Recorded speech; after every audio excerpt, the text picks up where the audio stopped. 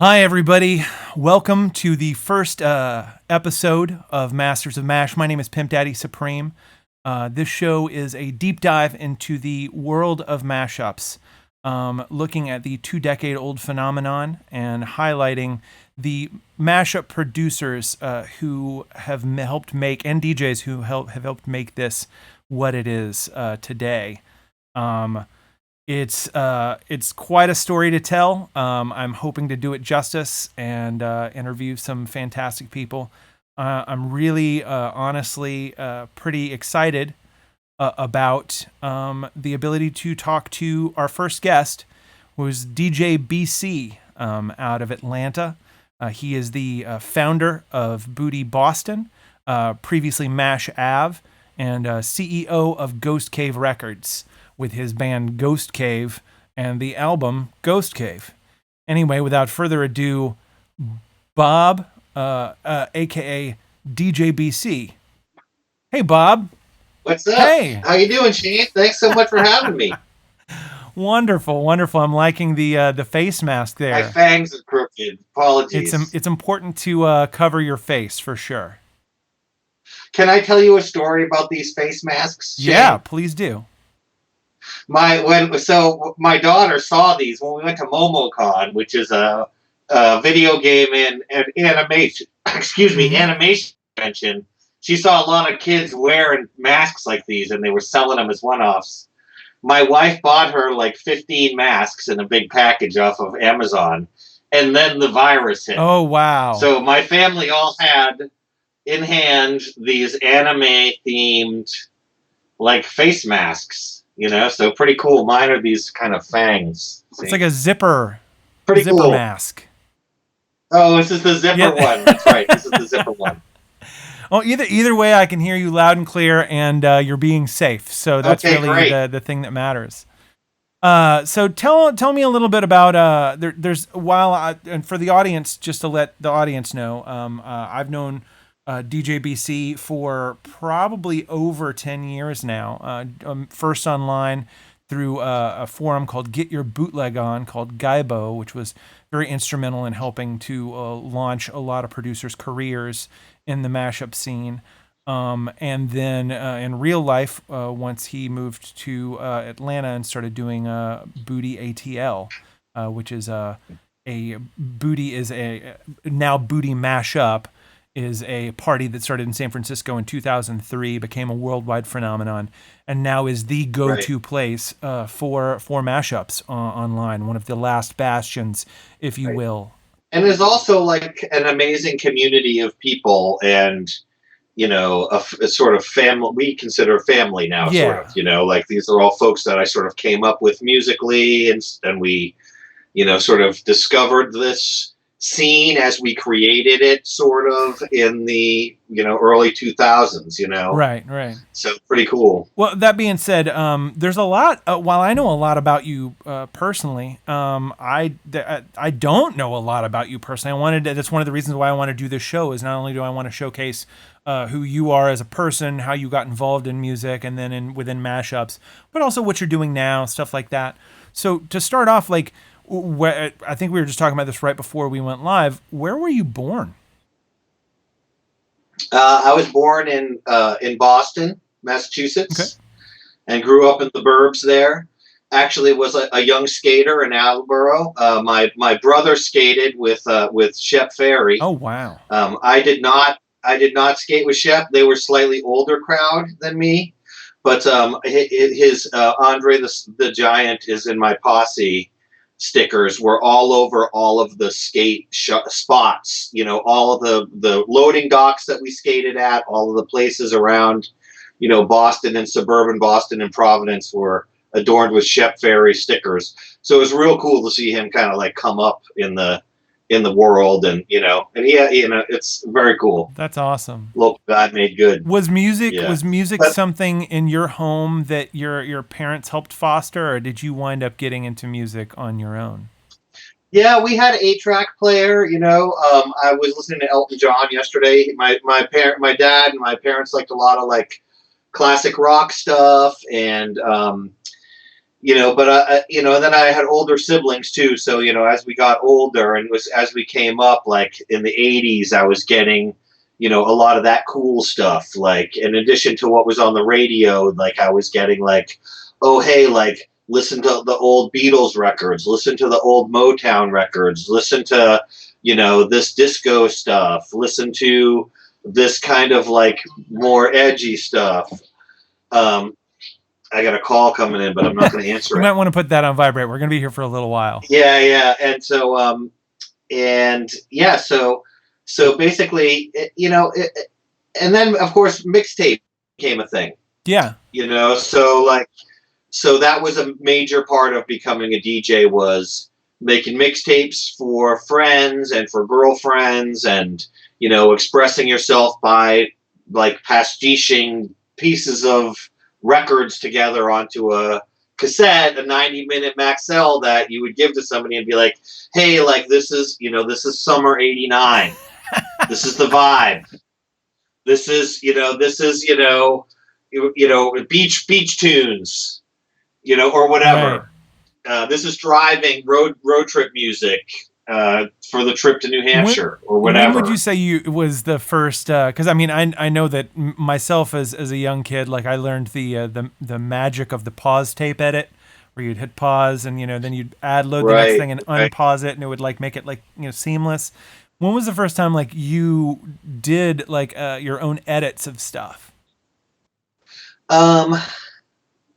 Let's see. I mean, was it not until later? I did a bit of that, Shane, but honestly, like, wasn't really introduced to tools that I could use, or, I wasn't really surrounded by musical tools that I could use. In a sense, I did stuff with tape players and stuff like that, and records. Yeah. But it wasn't on for mixtapes.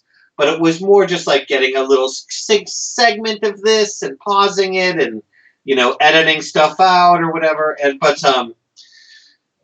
when I really started mixing stuff together was when I got a 4-track and a pedal, like a digital delay pedal that had 12 seconds of memory, and you could load, a 12-second or less, drum beat or whatever on there.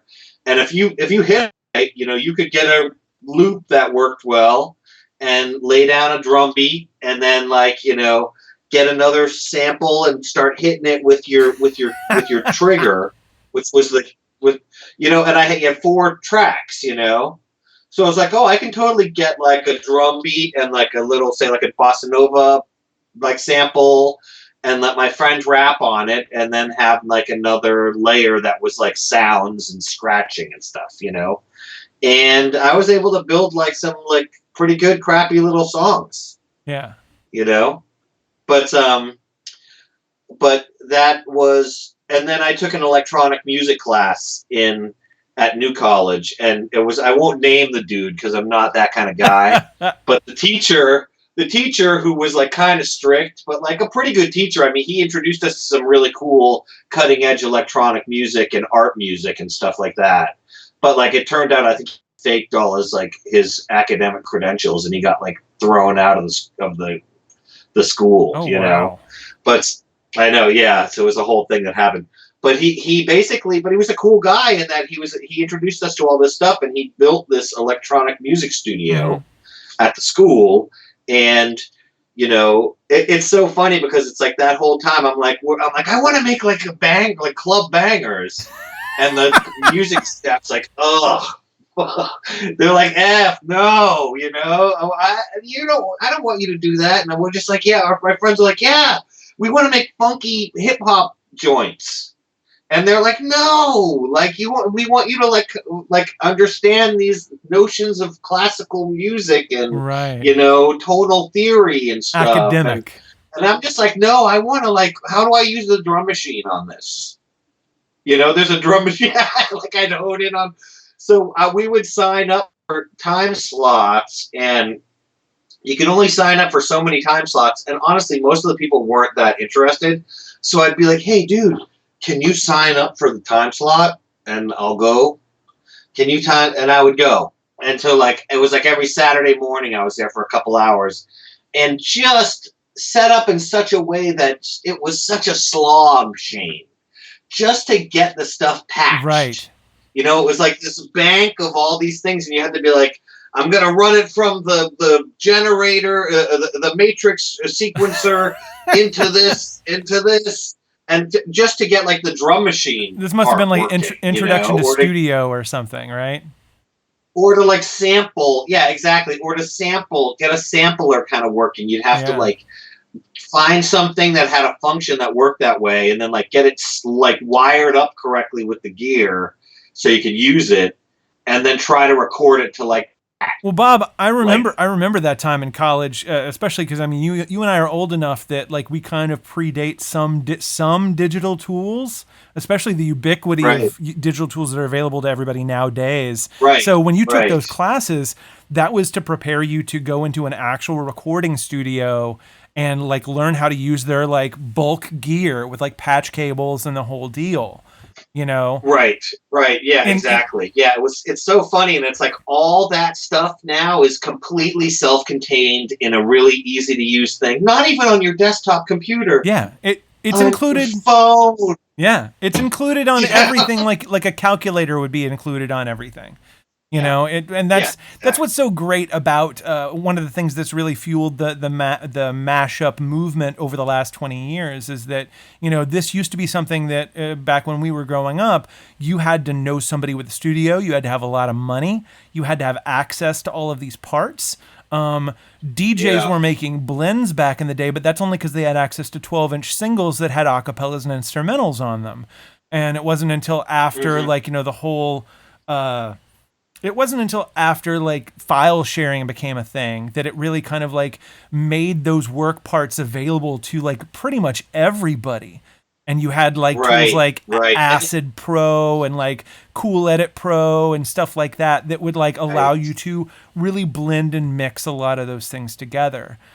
So to go Yeah, back to exactly. I mean, back in the day, you'd be like, "Oh my gosh, I found a single and it has the acapella on right, it," and it was a huge huge deal. deal. And you'd be like, "Oh man, I can take this other record that's like a dub reggae thing, and I can manually adjust the speed of the record so it matches up with the acapella. And if I release it at the right moment, they'll sync." And you could sort of like make tracks like that. But that was sort of the level of the. So it's like, I mean, it's cool now. Yeah. It's interesting to think back on that time, though. It doesn't seem like it was that long Well, the ago. key is that especially seeing as you know that this music isn't exactly sanctioned by the recording industry or this style of music. It's important to go back and talk about like the history that created this music, the needs that of the audiences, the needs of the producers that you know really Yeah. pushed us to do this level of creativity. And some of the people that started to provide access to acapellas and instrumentals and stuff like that. It's one of the things I want to cover here on this show. But back to you, real quick. Before we get into your college years, I wanted to talk about who your influences on the DJ scene were. Like, was it some of the hip hop DJs? Did you have any local radio DJs? What inspired you to become a Um, DJ? when I was coming up, honestly, like I was just finding out about records from friends mostly. And so, I mean, the DJs that I thought were cool were like Johnny Fever on and Wolfman Oh Jack. wow, so I thought classics. Wolfman Jack was really cool. He was probably a huge influence on me. And I mean, I say that because it's not so much like the music that they were making, but it's more like atmospheric, Yeah. you know. So like the hosts and stuff that I liked when I was a kid coming up were like monster host type stuff, and Wolfman Jack was just one that I thought was the Some coolest, more. and saw him come up on TV shows, and that was a cool. And then he also did play really cool records. Yeah. Um, so but yeah, I mean, in terms of like, in terms of music production and Yeah. stuff, probably like the Beastie Boys, and and De La Soul, and De La Soul, and then Tribe Called Quest after, and then all the the brand Nubian stuff, and basically like all that, like new school, I guess you'd call it, hip hop. So, Yeah. but Prince Paul and Maceo and their productions on like 3 Feet High and Rising, Seminal. and that's a huge one. And then like, of course, like Paul's Boutique, Oh, yeah, man. The Dust Brothers, they just killed that. yeah, Fantastic stuff. so yeah, so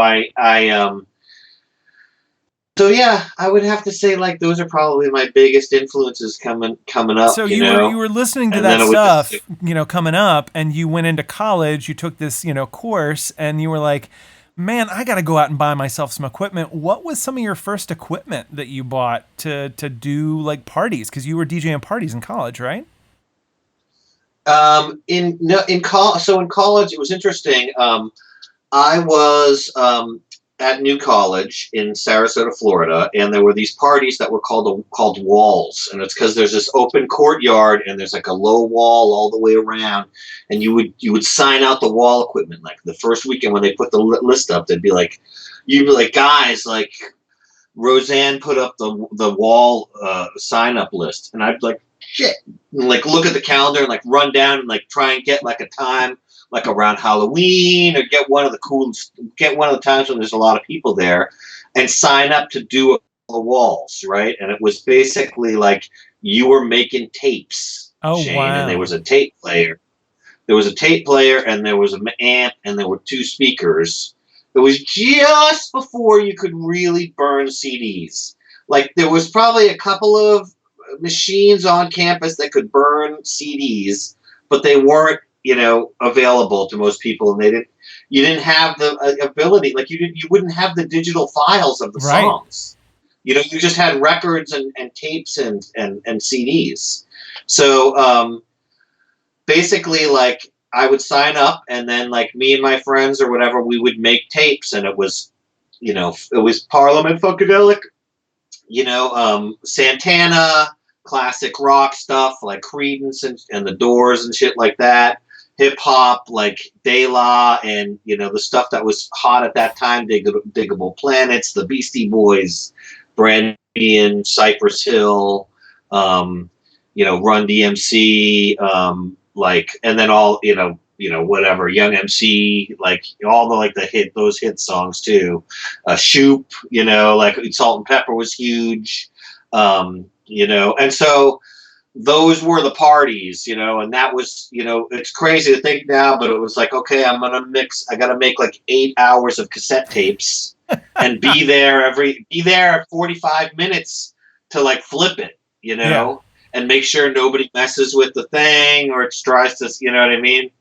And it was cool. I mean, it would be much more fun now to do it, but that was a time when it was like, you might be doing little edits and stuff like that on your tapes to get cool little samples in there and try to do some cool stuff. And so to answer your question, that was probably a long way around about gear. Right. It was probably a 4-track, Right. a 4-track, and and the pedal, because it was like that was, I'm a little bit old, but then when I got out of school, it was just like getting having a computer, and I was working with like CDJs and CD Right. players, Yeah, I was wanting to take it to the and next then step and talk about, because that was 93 to 95. You were in like college doing that stuff.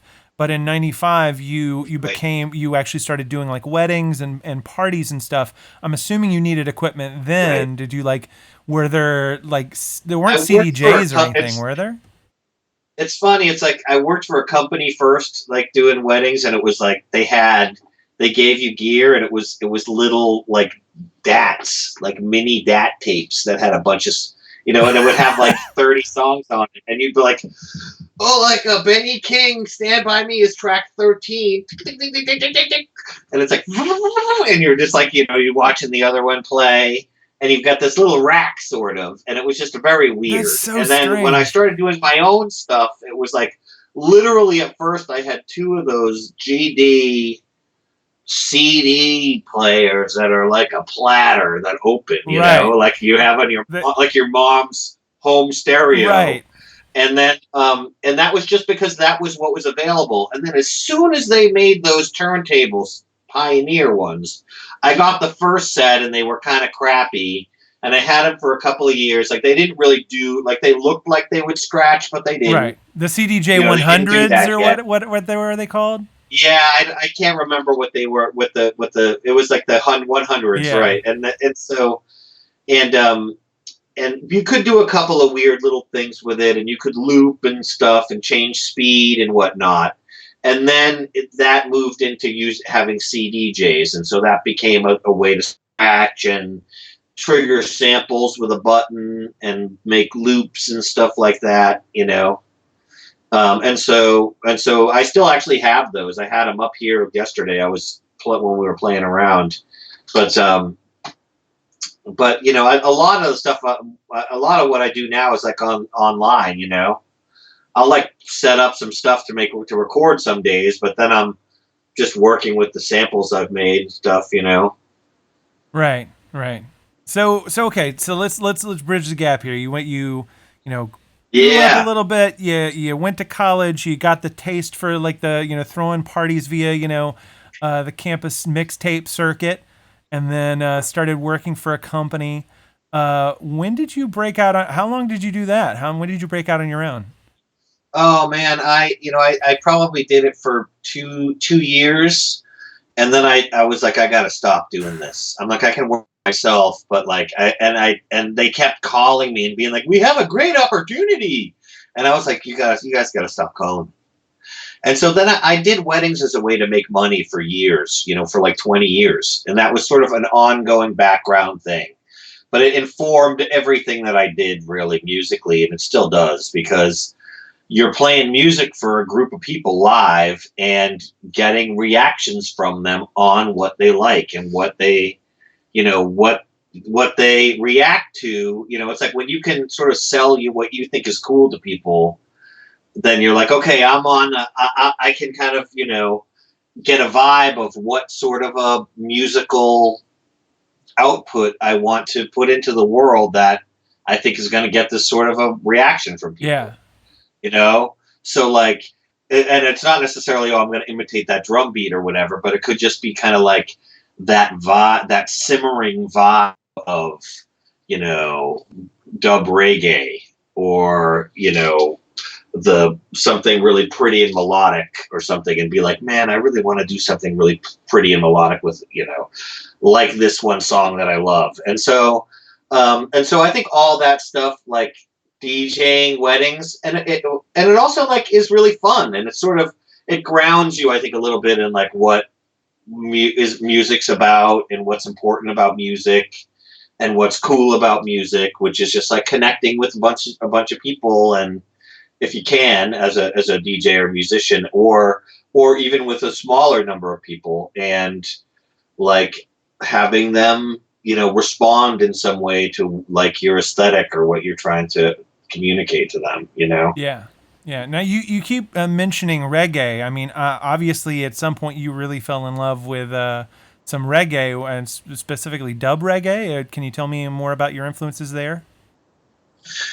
Yeah, I mean, I think part of it was when I was in college and I was in Florida, and I had a friend who lived in Miami, and some other friends, like my buddy Dan Harrison, introduced me to a record called Bam Bam It's Murder, which was like a dance hall reggae record. And then there was this guy named Super Chuck. I don't know what his real last name was, but he was like this guy from Tampa. He was the first club kid I ever saw. Right. Like he was real quiet, and he had like a bowl cut and like baggy pants and like a shirt that was like club kind of big and stripes. And I was like, this guy has an aesthetic. And like, I went and hung out with him, and I was like, what are you into or whatever? And he put on UK Oh Apache. yeah. He put They're my murderer. He put that record on, and it was the first time I'd ever heard Jump. And I was like, what? What the heck is this? Like, sped up. And so, like, a lot of it was dance hall and stuff, obviously Bob Marley. Mm-hmm. But then it led me into roots stuff and reggae and ska and stuff like that. But yeah, I dug into it. And then when I moved to Boston after college, I didn't go out to clubs and stuff. I would more like go to record stores and like dig through bins and then like come back and go to Cambridge and go to Cheapo Records or go to these other record stores and like buy stuff from the used CD collections that got sold back from these guys who must have been reggae DJs or something. And I'd be like, oh, this is cool. This is cool. This is cool. Then I'd go back and make mixtapes. And that was like my thing. I was just constantly like, I'm just gonna keep making mixes and just like, I was just getting to know the music and transitions and so that I got really into reggae for a couple of years. But like, yeah, I've been getting back. Been getting more into it again. But yeah, it's one of my huge loves is reggae music. Where are some of your go-to sources right now to listen to that? Either here on Twitch or other places. Like you say, you've been getting back into it. I'm assuming like you're maybe listening to a Sirius channel. You know what? I wish, Shane, that I had my S together enough to give you a great source on Twitch.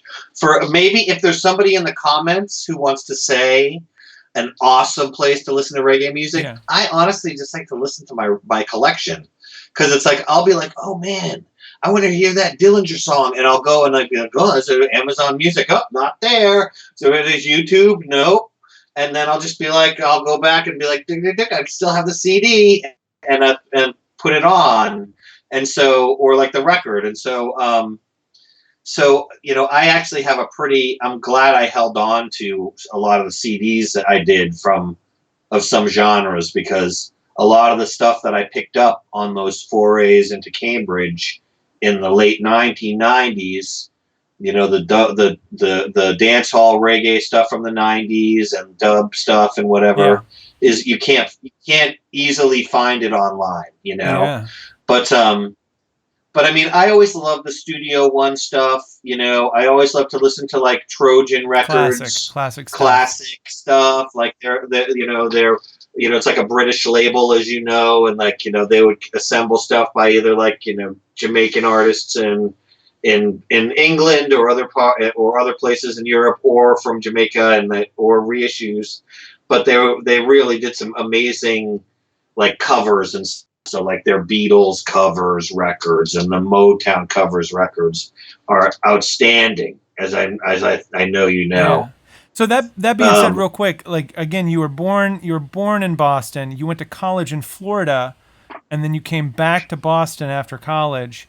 I'm assuming, especially with your love of like reggae and whatnot, that sure the ska scene up there in Boston helped drive that, or at least fuel it. Correct? Yes, it did. I mean, I always dug the Boss Tones and like the Dropkick Murphys and stuff like that. And then, at one point in the early 2000s, I was right after, this is I'm skipping ahead a little bit, but I should tell this story. Sure. It was after the second Beastles record came out, and I was wearing a Let It Be t-shirt, and I was at a party in Boston, and this guy came up, and I was looking at a case full of like Japanese robot figures from the 70s, Voltron. Amazing. And such. That's great. And this guy came up and was like, dude, I love your shirt, man. I love that record. And I was like, really? This is my record. And he was like, oh my God, I love that record. And we started talking, and it was David McWayne from Big D and the Kids Table, like one of the big like third wave ska bands, and so like that was the beginning of a long relationship with Big D and the Kids Table, where I produced a couple of records for them, outside of their usual oeuvre, and became good friends with Dave, and he appeared on on the Ghost Cave record. We're still good friends, and so yeah, that was really the thing that influenced me the most. Actually, if you want to talk about the ska scene in Sure. Boston, Well, was let's back connected up with Big just a D. small bit because it's like I don't want to skip over like how you got into all of this. Because like really, like there was a time period in the early 2000s where I guess it's like the British UK mashup scene kind of like drove all of us via the internet and the appearance of certain like things that made what was considered the mashup or bootlegs or bastard pop. When did you first get like hear your first mashup that said, "Wow, this is something that is super cool and something that I want to do"? I know exactly what it was. There's a guy who's actually a Facebook friend of mine right Mm-hmm. now, named Ian Coleman, who worked at Millionaire Picnic comic book Mm-hmm. store, Cambridge, Massachusetts, which is in Harvard Square. And if you're in Harvard Square ever, go to Millionaire Picnics. It's a cultural institution, and buy a comic book or something to support that That's place. awesome. So I went in there all the time when I worked in Boston and Cambridge. And like every day at lunch, literally, and I would go down there and I'd be like, "What's going on? Blah blah blah. This is what's going on. Here's a piece of art I got from in the mail from this artist." And they'd be like, "Here's a cool new book." Da, da, da. And it was like a thing. I knew all the people, right? And then I went in one day and I heard this song on and it was the Strokes and Christina Aguilera. Yep. All right, and I was like, "Holy crap, what is this?" And it was either Ian Coleman or this other guy named Jamie, but they both were always playing records, and we were talking about records that we thought were cool, and so or tapes rather, and I was making them mixtapes, Mm-hmm. and so to play in the and so um, I was like, "What is this?" And they're like, "You got to check this out. It's mashups. They're called mashups. This one's called, Stroke of Genius or something." And it's like Go Home Productions. And so, or It was whatever. no, Was that no, it was correct? definitely not correct. It was freelance Hellraiser. So, so, so, um, so in any case, I went and I Googled it and I found Mm-hmm. Guybo. And I was like, "Holy crap, there's this whole scene. It's all English guys and like a couple of Italians or whatever." It was almost all Brits at that Right, time, right. though. And I started lurking. It was probably 2003, and I just lurked. I downloaded stuff to play at gigs, and that was the most exciting thing. And you talking before about what artists use, how artists get something like they want to impart to other people that of value and what they're doing, and like those were the things that were like that blew up my Yeah. sets. Okay, those were the things that made those parties exciting. When I was like DJing at Harvard University parties or whatever, and like people would go ape shit if I played a really killer mashup. In those early days, they didn't even know what Yeah. to think, you know. And I'll even think about there was this song called George Bush don't like black people. Do you Yes, remember yes. that? And, and so like that sort, and that was like these two rappers did an alternate Gold Digger rap to Gold Mm-hmm. Digger, right? Is Yeah. that what it was? And so and I played right after that. But there were those sorts of things that were current and new and like had a had so much cachet at gigs. So like that's what I was grabbing stuff, and then I was looking at how do you do it or whatever, and I bought Mm-hmm. Acid, Oh, and on my you and I actually installed it bought on my acid? computer. Because I know a lot of this is Um, fueled by I don't want to say it to trigger anything, I but a lot of think I did. pirated. I mean, it might have been Oh $99 or wow, something at that time. I'm pretty sure I did. I usually do buy that's my great. software. I've bootlegged a couple of records. I've taped some records from people, Home. but mostly I'm just like it's just I'm like I'm sort of like I'm too old for that.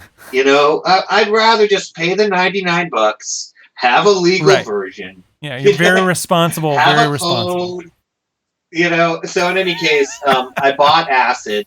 Even back then I was Yeah. responsible, except then I started illegally sampling music, so that wasn't Right. responsible. When did you lose your moral compass there? When did you first make your first mashup? The first one was Tom Sawyer by Rush with Jay Z. Oh wow. I'm trying to think of what the Jay Z song was. Honestly, I can't even remember what the Jay Z song was. I haven't listened to it, Shane, in years because it kind of hurts a little The bit. It's early stuff really does, simple. I've got chipmunk stuff on some of It's mine, yeah. really simple. I mean, it actually worked okay, but it had its moments. Like at a gig back then, it was just like if you were editing stuff together at all, people were like, "Whoa!" Right. It didn't have to be perfectly That's right. seamless, but it was. That definitely was not.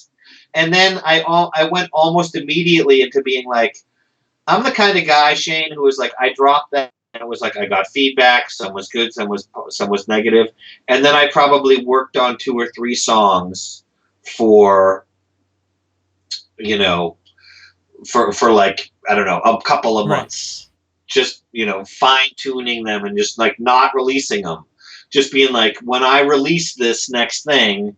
And probably the third thing I released was like "What You Want, Lady" or something, the Beastles track.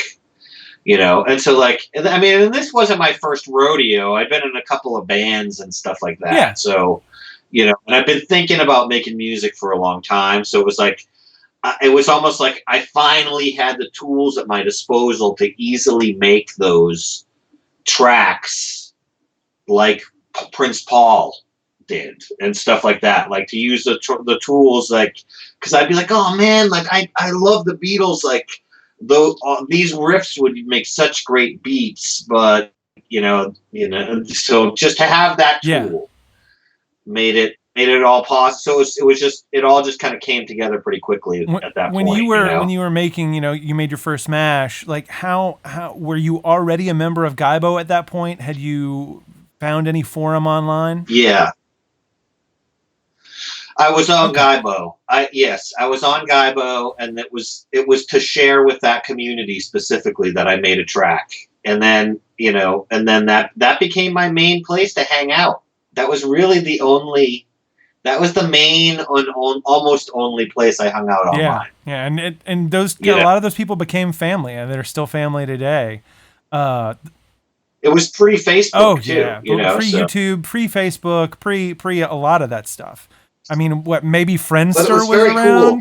around, or like maybe the beginnings of MySpace. But that being Hmm. said, like you could go there, post up your stuff, chat with other people making stuff, and then they could turn around and give you insights. Like I'm sure if you posted that first thing, somebody was probably like, "Man, that's kind of out of tune here or out of whatever," and then probably like helped you like tweak a few things. Yeah, it helped me realize. Yeah, exactly. Huh. And then and I got used to using the tool too, and figured out how to kind of work with certain pieces of this music to make it less of an Yeah. issue where there was a transition or whatever.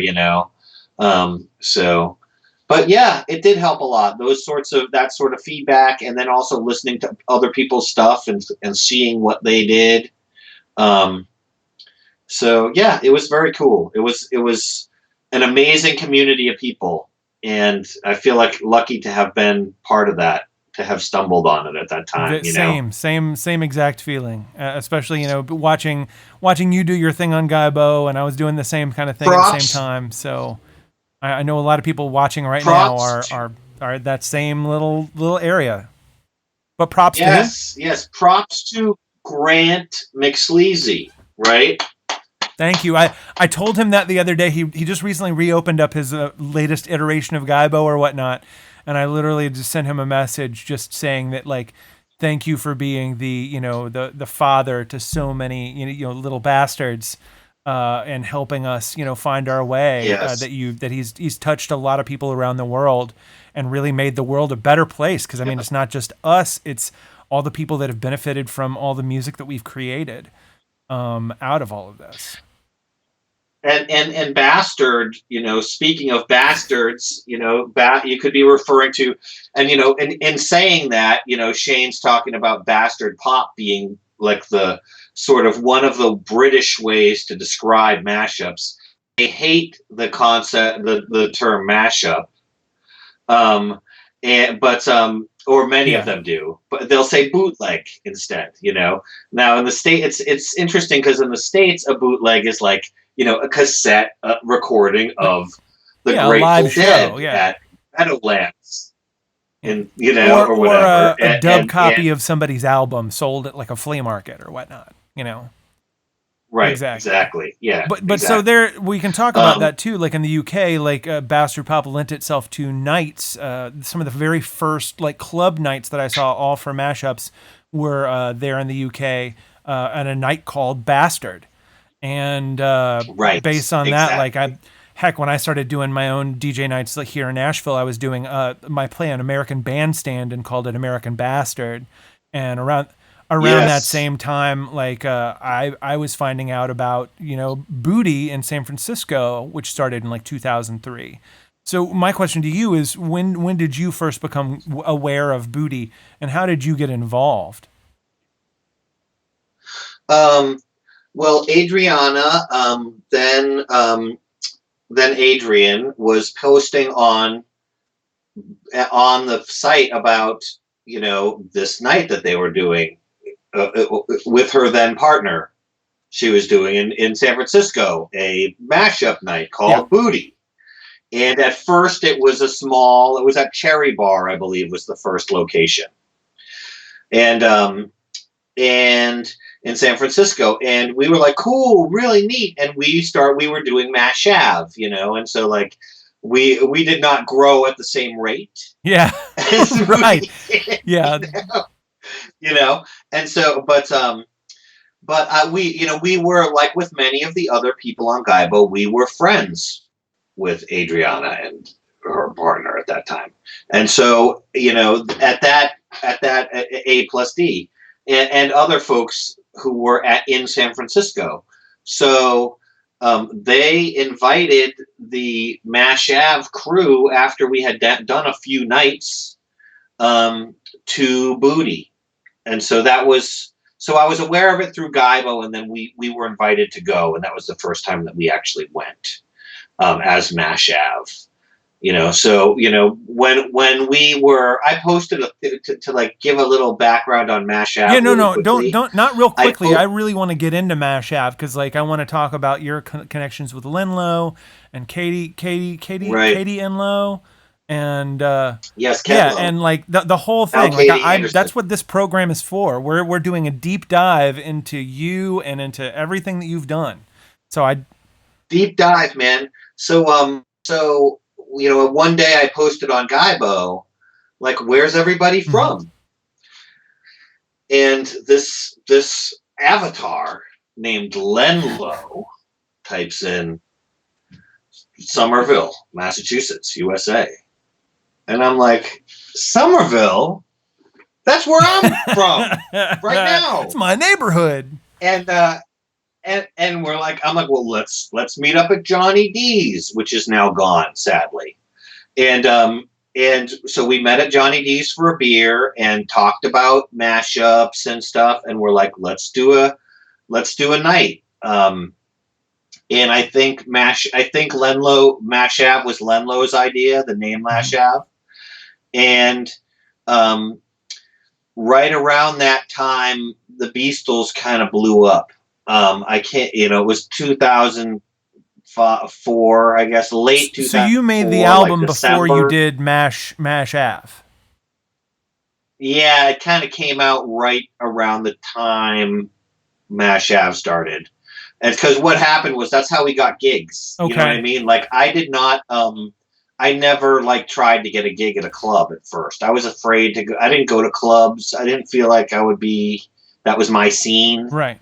You know what I mean? And then when I did this record, like it was in the Boston Globe. like the Boston Globe reached out to, or what was it? No, it was first. It was in Rolling Stone or something, and then, um, uh, I got a call from, River Gods, and they were like, "Come DJ here or whatever. Come DJ." I can't remember exactly. Now I'm getting a little bit mixed up on a Let me take it chain. back. Let me But rewind a little bit. basically.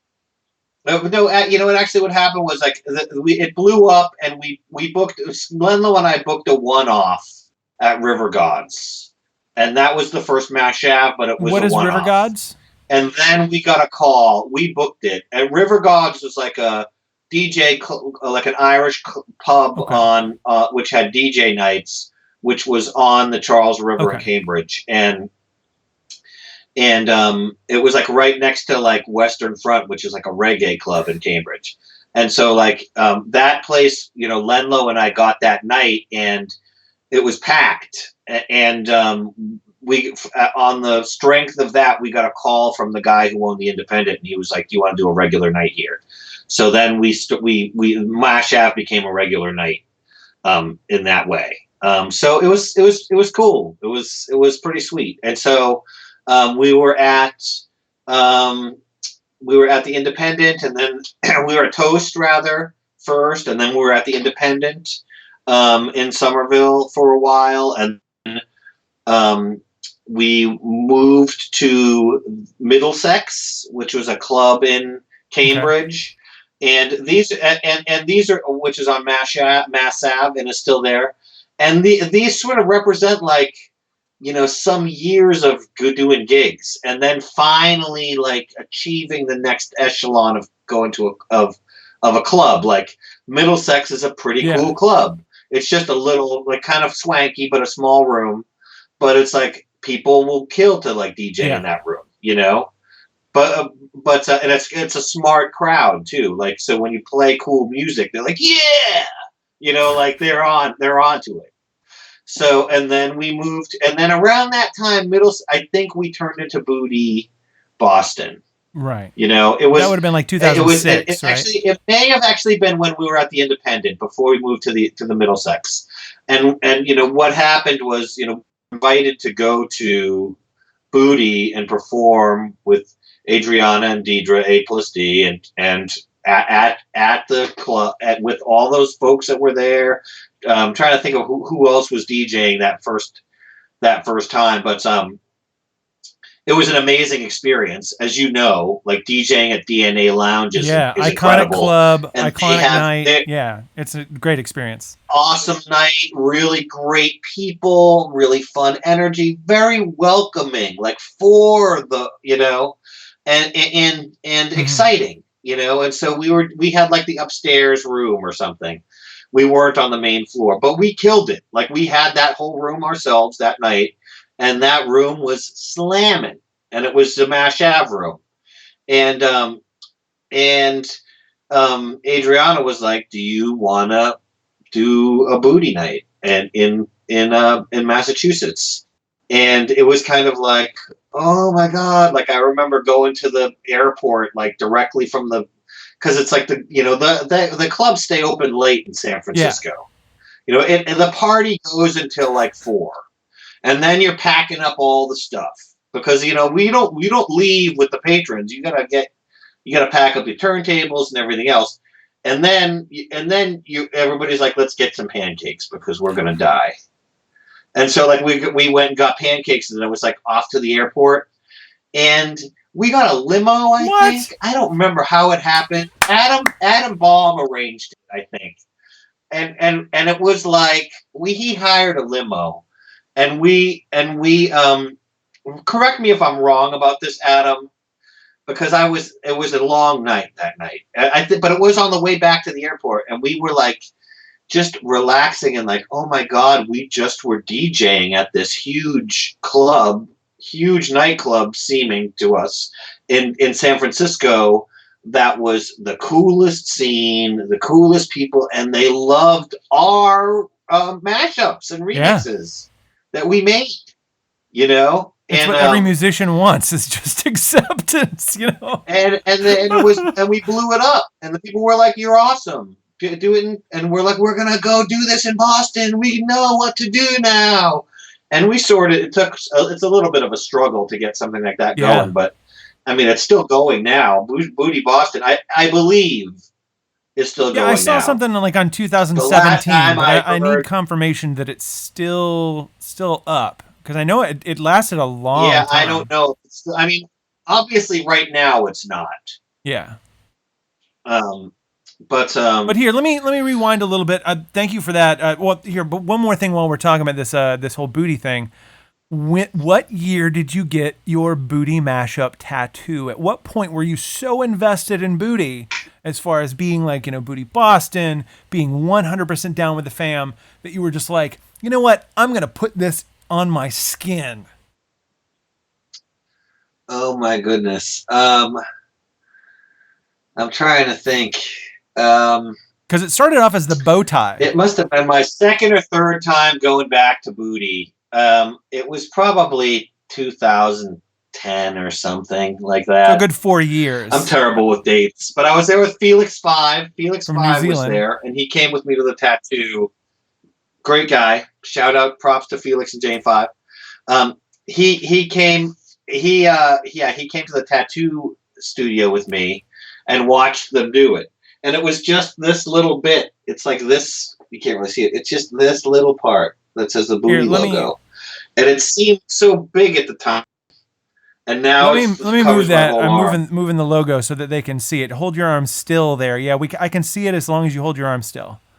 So yeah, it started off as just the bow tie, and I want to say that it was yellow when you got it, right? And the yellow is faded. Right, Yeah, and then exactly. And I didn't. go ahead. And then the rest of it was Eddie Stacy did this sort of mural that was based on a kind of concept I had. Well, actually, I got a skull up here, and then I was like, okay, this skull is going to become this skeleton DJ, and I'll make these little graves down here, and they'll be like, rip rock, rip rap, rip, different genres, and then you have ghosts of, Biggie and Elvis and Miles Davis and David Bowie and Sid Vicious and stuff coming out. And I was like, cool. And I was like, oh, like I'm psyched and everything. And then I realized there wasn't a single woman on it. And I was like, what? So Dave Bowie was almost Right. I Janis. He mean, really was. But I just like Bowie better than Janis. So that was why it ended up being Bowie. right. You Just know? means dedicate your other arm to all female artists. Right, all There you female go. artists, exactly. So anyway, let's rewind a little bit and go back to that first album. So, that would have been like what, 2004, 2003 was Beast, yeah, first it Beastles was record. DJ BC presents the Beastles, right? The Beastles, yes, it was like 2004, I believe. I mean, the first couple tracks were late 2004, so it probably came out. The final thing probably came out in like January of 2005. Okay. The final 9-song record. Right. And so, with the singles coming out, and the majority, like a couple of singles coming out in 2000. Did anything like predicate? Because I know that mashup albums were a thing coming slowly out of Gaibo at that time. And then was this before or after, like, was it the Gray album or anything else like that?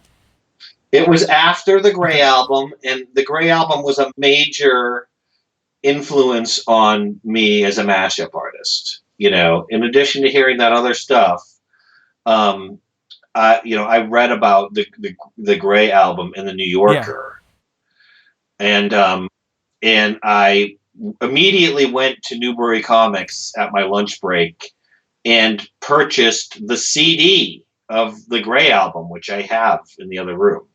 And then they pulled them almost immediately. Within a couple of days, they pulled them off the shelves. But I got a copy, so it was like, then that was like an amazing DJ tool at that time to have that, But yes, that was a major, when I heard that, I was like, oh, I want to do that with the Beastie Boys. And I mean, I was already thinking about stuff along those lines, but, I won't say that he didn't influence me. And I think that's a great record, Of course. a lot of people, a lot of mashup artists, for some reason, I think, complain about Danger Mouse's Beatles, Jay-Z opus, but I really think it was a great record, and I think it holds up, and I really enjoy. I like listening to it. So kudos to Danger Mouse. Well, it's funny like when you talk about Danger Mouse too, because it's like he wound up like getting sued for the whole thing, and then you can't. They had the whole was it Gray Tuesday or whatever, where the internet it got pulled from the internet, and all the fans were like, "Well, screw the industry. We're gonna post it up on our own websites and host it for a day to show that the power of this thing." I mean, for those of you tuning in who don't know anything about the Gray album, Danger Mouse masterfully blended the Beatles with Jay-Z, the Black Album by Jay-Z, and the White Album by the Beatles, therefore making the Gray Album. It wound up making the charts on the top of the albums list on Rolling Stone. It became this huge seminal album, and when he got sued, it was just like all the fans were like, why is this being pulled, whatever else like that. Thankfully, when the industry can't shut somebody down like that, it's like I feel like the thing that I always see is that the industry grabs them and pulls them into themselves, to create remixes and whatever else like that, which is where Danger Mouse wound up like making his career with Gnarls Barkley and what other stuff that he's done that I know, like the Danger Doom kind of stuff. And then even production on just countless albums at this point. Now that being said, your first album, when you in 2005 when you started like putting all this stuff together, when did you start to see because you got some press on that, right?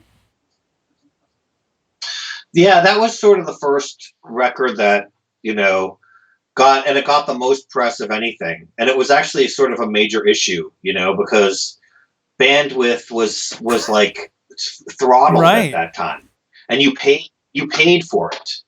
So what happened was Rolling Stone reviewed the record, the Beastles, by DJBC on their record in their magazine, and they gave it like 4 out of 5 stars, which was pretty good. And then they also reviewed the Who Boys album, the Who Boys, so they gave us a little sidebar, shout out to the Who Boys.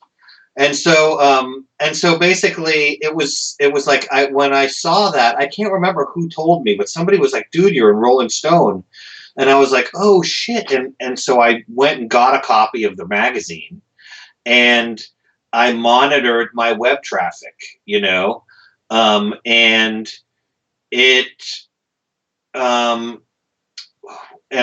spiked, it spiked, and it got picked up by Boing Boing around the same time, so it was like it was within 12 hours or something. They were both.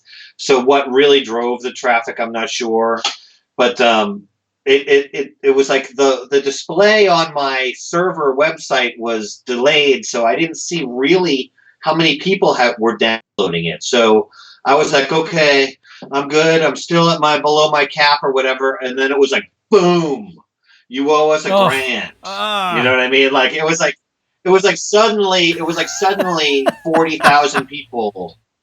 But it looked like it was accurate, but then, it was like, whatever. They just, and I complained and was able to get a lot of it reduced, I was about to say.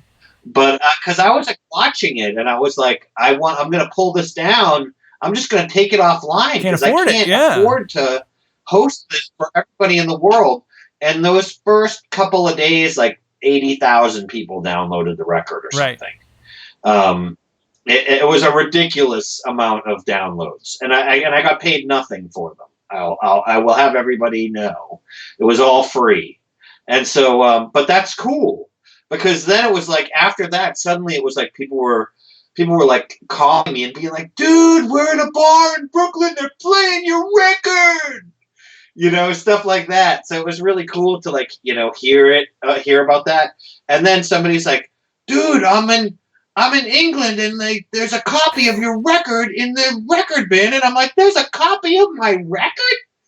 And so like I was actually in Germany. So there was actually a vinyl of that I never have seen before, except for a photo that somebody took of a record bin in Germany around that time. Wow.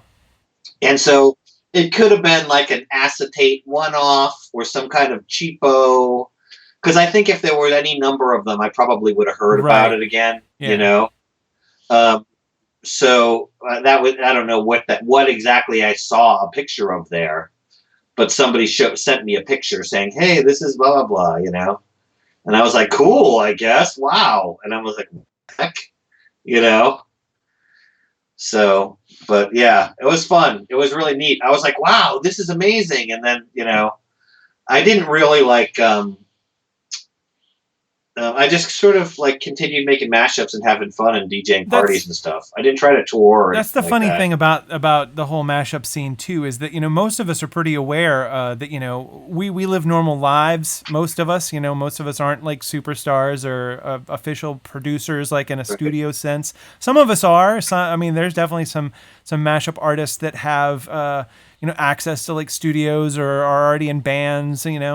But most of us are just average people with like homes and lives that when the threat of like, the RIAA or lawsuits or whatnot come in and they say, oh, well, we can take your house. We can take all your stuff. And what we're just trying to do is like make something to make other people smile and to maybe like, throw some parties and have a good time. We put a lot of time. We put a lot of money. We spend like you said, you could have been on the hook for about $1,000 right there just from getting press.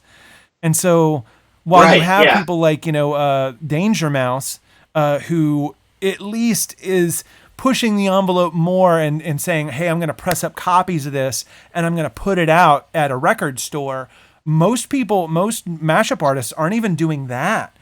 Because they know that like it will get taken down, and most of them don't have the savvy to turn around and say, oh yeah, I'm going to do this so that I can get the lawsuit, so that I can then get the press, so that then I can become whatever it is. Like that's a big gamble anyway. And most people like us, we don't want to deal with lawsuits. We don't have the money for that. We don't want to get harassed. So how did you feel when your second Beastles album came out? That was it wasn't Also Marine. What was the second album called?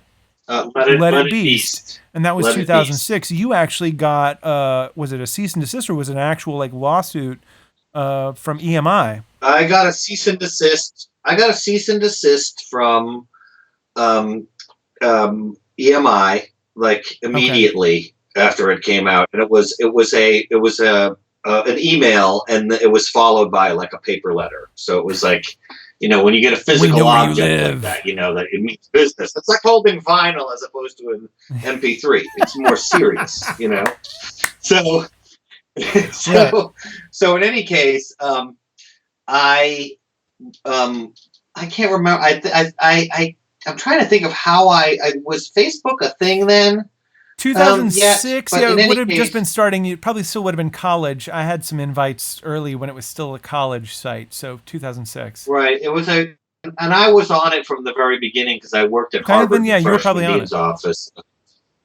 But I asked some friends from my college, like, do we know anybody who's a lawyer who knows anything about copyright law? Or I said something, and in some online forum, it might have been connected to Boing Boing, frankly, because Boing Boing was blogging, was following this saga. Like, I think that when it came down, Corey asked me, and then Cory Doctorow. Shout out to Cory Doctorow, by the way. Shout out to Cory Doctorow for always supporting my projects. And for being a super cool person too, and for actually being a great writer, read his books. So in any case, sorry, I shouldn't have gone off on that tangent promoting Corey, but in any case,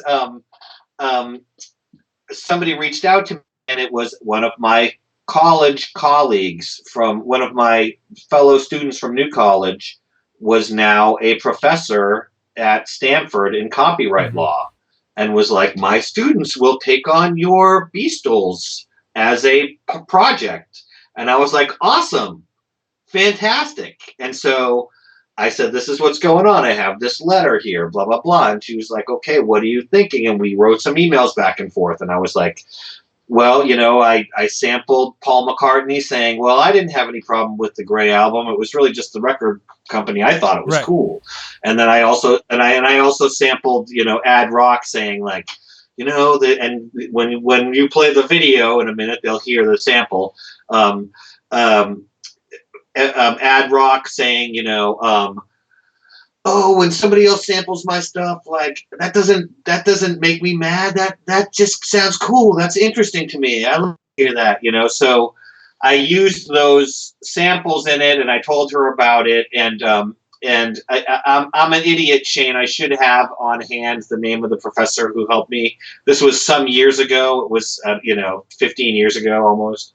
So in any case, she basically was like, I'll put this, she put that in the letter, and she talked about how I didn't get paid and how this was a artistic endeavor, or that it was, you know, fair use, and sort of defended and said that the artists are cool with it and it's really, you know, not hurting anybody and blah, blah, blah. I can't remember exactly what her wording was. I'm not a lawyer. You get the gist though. And so did that work? And so she sent it, and it was like, and I left it up, right? And Lunar Pages was all like, come on, man, what's going on, man?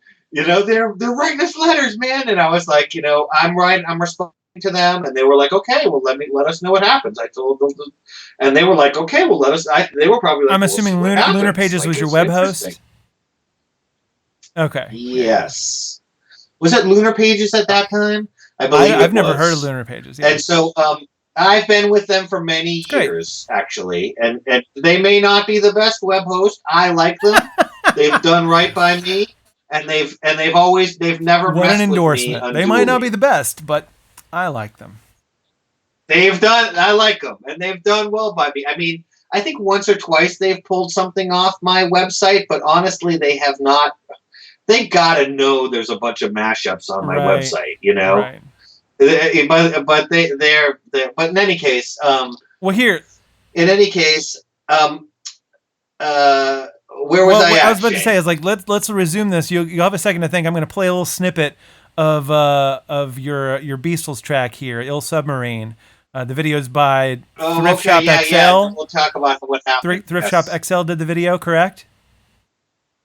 Thrift Shop XL did the video, yes. And I'll mention that, yes, you're right. They never came back again. It just was, it went away. The letter made it go away. So fair use for the win in a rare instance. Here's a snippet of "Ill Submarine" from the Beastles. For the record, I'm fine if somebody wants to take something that I've made and chop it up, and so it's like their own new thing. That's interesting to me. 1, 2, 3. We got 5 selections in the wide array. J'ai de bonbons pour vous manger. The party people scream, oui, c'est great. Cause I got a remote for my beat down. A-D-R-O-C-K. I use a microphone like Picasso used clay. Down with records from around the way. Peace to Band Bada and Jazzy J. I'm rocking on the mic from here to Bombay. I'll give them a best and say, come with me. Cause everybody's got here too late. I'm looking sideways like a man being laid.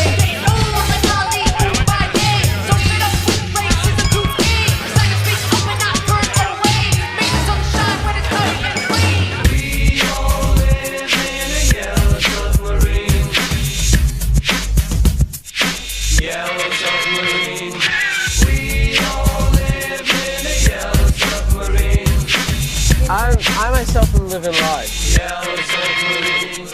I'm taking duty rhymes. All right, that was a snippet of "Ill Submarine" off the Beastles album "Ill Submarine," which later you combined both albums that you had into. This is the third, actually. So you just jumped. Jumped ahead of record. Sorry. Here, tell me more, please. But in any case, yeah. So this was the third record, and so after doing the two, I was like, I will do the final album, and it was going to be just online, and I'll do the final album, and I'll just use up the last 20 acapellas, because the Beastie Boys acapellas are out there. They have put Right. them out there. And so I did, and it was a digital online thing, and around that time, I'm not sure how much I should really talk about this. Like, these vinyls exist. I didn't have them pressed. Yeah. I didn't make any money from them. I don't sell them. I never sold them. But they exist. And like one day somebody said to me, like, "Hey dude, I found this record at the store." I don't know if you can see through this record or if it's cool. Yeah, it's kind of green, so and it's you can't really see it, but it's New Orleans. It's like the first New Orleans record. And it's pink, this one. Right? This is the first one. So yeah, let's talk about Woo And they Orleans. have- Yeah, that's another album that you put out right after the first the Beastles album. Right. And so New Orleans is like, Wu-Tang versus music from New Orleans, right? And so it's like jazz, stuff like that. And I thought it was a cool idea. My wife and I dig New Orleans. We go there all the time. And so we like the Woo, and so it was like sort of a thing. And so I made this record, and it was a sort of side story about the record. It was like the jazz musicians that I sampled on it. One of them was like a band that played at my wedding. I'm not going to name names. Another one was a musician that played at my friend's wedding. Okay. So it was like they were like legit. They're legit bands. They're jazz bands. And so I had their records from that, and I sampled them because I liked them. It's really sort of traditional New Orleans style tunes. And when I returned to New Orleans at one point, I actually like showed the CD. I gave copies of the CD to the guys. There was no record at that time, and they hated it. The one guy, the younger guy, who was like smooth, he was like, "What is this? What's it supposed to mean? Like, I don't get." Right. He was kind of an asshole about it. Okay. Like he was mad. He was mad that I said Yeah. And I'm like, it's cool. It's a cool song. I don't know what to tell you. Like, and then the other guy was like, I don't like this negative connotation, drugs, Right, and the hip hop weapons, themes blah, and blah, stuff like that. Yeah.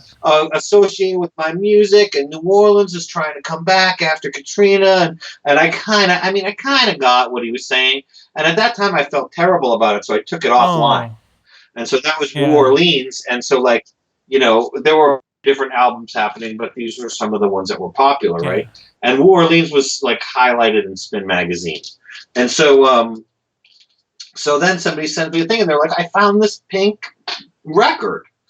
And so I call the record store, and I'm like, record store. I mean, Who did you buy this record from? Where did you get this record? They're like, I'm like, let me tell you, this is my record. I'm not mad. I just want to know who pressed it so I can see if I can get a copy. Right, yeah. Like, I'm not mad. Seriously, just tell me. And they're like, okay, it was blah, blah, blah records or blah, blah, blah distribution or something. I'm not going to say who it was. Right. And so I reached out to William at blah, blah, blah records, which is not the person's name at all. All and names was like, have what's been going on? to protect the innocent. I'm Bob. I created this record, and a friend of mine bought it. I was wondering if I could have one. And he was like, yeah, totally. What's your address? And I gave him my address, and like a week later, I got like a box of 20 records. And I was like, you know what, Shane? As a guy who does this sort of thing and it's never a record, I was totally cool with sure. that. I was thrilled. I got 20 records. Now William from Blah Blah Blah Records expressed no remorse whatsoever. He's a bootlegger. He's an actual bootlegger. Right? Yeah, he was really a bootlegger. Yes. But I was also like, I was cool with it. I was always cool with him. So, but it's just funny that, and so, over the years, like he would come to me and be like, you gotta. I need a couple $1,000. a couple Give me records your I get work. bootleg. No, he's a cool dude. He is Yeah. a cool guy, but he's all aside from that sort of happening, which I didn't have a problem Right. with at all. Some people would be pissed off, but I mean honestly, it's not my music anyway. So what am I going to complain about? Right. In terms of it being the woo and such, Well, it's not your music, but it is your work, and so I mean, therein lies Right. the weird thing: is that here's something that you ostensibly have paid thousands of dollars over the last 20 years, helping to foster and create, whether it be in software or your time or promotion or all this other stuff. Plus, it would be nice to be able to work some kind of license that you could then sell your creations and your edits and stuff. Yes, it would. It would be. And Instead I of will relying say, on bootleggers to basically make that money illicitly, and you're just happy just to get a copy of it. I mean, I think that's. I'm happy to just get a copy of it, and I'll have to say, blah blah blah records put my name on it, and use the label, which I actually appreciate. Yeah, they're giving you credit. You know what I mean? They gave me credit, and so then they some years later, I had this going, and I was gonna do this. I was gonna press this. I was gonna sign the document saying I have the right to press this, and I was gonna get some place in Czechoslovakia, in Croatia or something. I know the place. And I actually had an investor who's a really cool dude, who's a friend of Ghost Cave, and he wanted to, but then when we started going through the process, he understandably got cold feet about it. Yeah. Which I completely understand. Yeah. And so it didn't get done, but we had this art from Yosef, the beautiful back cover and the front. Yeah, give a shout out to who Yo-Yo Yosef is. Yo-Yo Yosef is an amazing artist. He did most of the Big D and the Kids Table album covers, and he does the Boss Tones and Dropkick Murphys graphics and album covers and stuff. Doug Stanhope is another client of his. Dr. Octagon's website and a lot of the art around his kind of look and stuff is the work of Yosef as well. And so he drew this, he did this. As well as the graphics on our screen right now. This is Yosef's work that I've appropriated from your album cover. Yes, and so so in any case, I had that art, and he pressed up some small number of them. I think there's 500 of them in the world. I want to say that it aligned with the record store day, didn't it? Where it was just like it aligned. There were they generally and then there was New Orleans, same thing, and it became a 2-record set. And the Bowie was a compilation. It wasn't just your work; it was a bunch of people's work, right? Yes, and this one is a compilation. Move that over closer in front of you, because the screen. You're a rectangle, but you're ostensibly a square. There you go. So Ziggy Stardust remixed, presented by DJ BC. Right, and with A+D and Atom and a couple songs from Atom and a couple of my DJ BC. Totom and